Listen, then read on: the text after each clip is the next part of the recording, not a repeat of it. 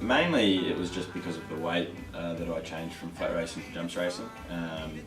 I'd always struggled from the time I started in 2011 until only towards the end of 2017, and my weight was a bit of a yo-yo, and then basically it became too much and I was just riding work, and Steve Pateman and Jess Barton actually put the idea in my head, which I didn't think was something that I'd be able to do, but the more schooling I did and the more I learned about it, the more I loved it, and it was more something that I wanted to get into, and finally got my licence and kicked off in May this year. The main thing I find different from flat racing to going into jumps racing is probably more of a bond with the horse. I think that unless you've got a real bond with the horse and working together as a team throughout the race, you're not really going to have any success, and if you do have success, it's going to be very short term.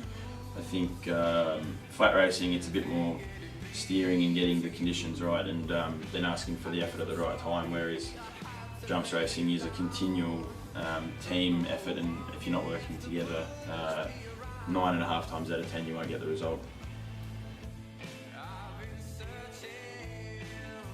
Probably in different ways. I think jumps racing is obviously for a lot longer periods of time. You know, the shortest jumps race is by far the longest flat race, so there's that dimension to it. But I think with the flat racing, you probably have to be more, it's more of a sprinter's sort of fitness, and for the jockeys as well as the horses. But I think longer term, I think it's more of a taxing on the whole body rather than just cardiovascular fitness. So it is very different for sure.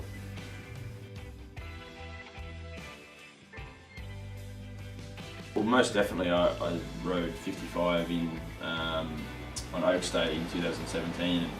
Now the minimum for me is 64, so obviously I was allowed to grow and sort of saving his body from any food or nutrition. I went from 58 to 68 pretty quickly, so my body's grown, and obviously a lot more comfortable and happy in myself, but still have to be very fit, so the diet isn't as restricted, but the fitness needs to be kept up.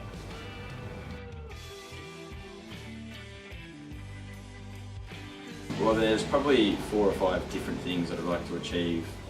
If I could achieve one or achieve all of them, that'd be great. I'd love to win a feature steeple or a hurdle. I think the pinnacle of any jockey is to win a big race, and that'd be a big thrill that I'd love to experience. The other thing would be to win a premiership, and probably more than either of those two would be to win a Grand Annual. From well before I had any intention of being a jump jockey, I've admired the race, and it's something different being a Warrnambool, whether it's a maiden hurdle or the Grand Annual. I think it's an amazing experience, and it'd be definitely something that I'd love to achieve.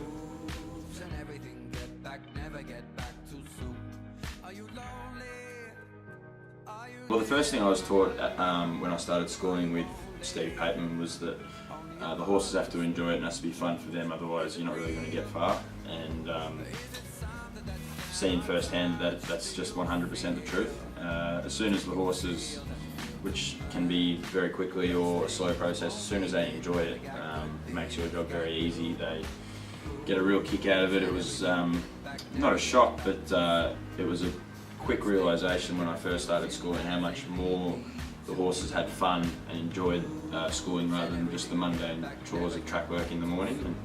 And you know, horses that I've ridden over jumps, you know, they're a different character when you're going over jumps, or compared to when you've ridden them on the flat. There's a horse of Steve Pateman's Surging Wave. I rode him when I was a flat jockey on the flat, and he was like Eeyore from Winnie the Pooh. And then riding him in the crisp steeple, he was a different horse. He'd grown 3 hands, and yeah, it was like he was on a jumping castle. So it is something that without a doubt horses do enjoy doing.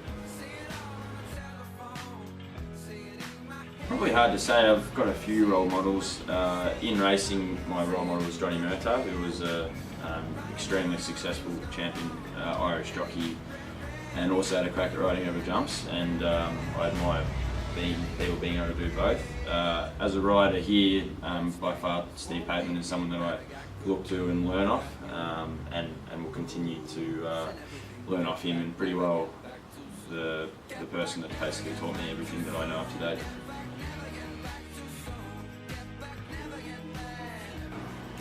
Maybe Ricky Gervais.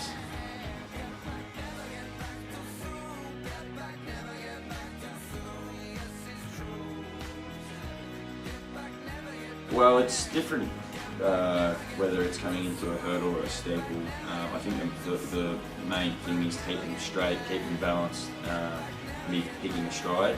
That's something that I've had to learn to do, and something that's just non-existent in flat racing, counting and picking the strides. And you know, there's no better feeling when you see a stride and a horse jumps into a stride and clears a big fence, you know, such as Casterton or, you know, Ballarat or Sandown, those big sweeping tracks. Yeah, it doesn't really, nothing can beat that.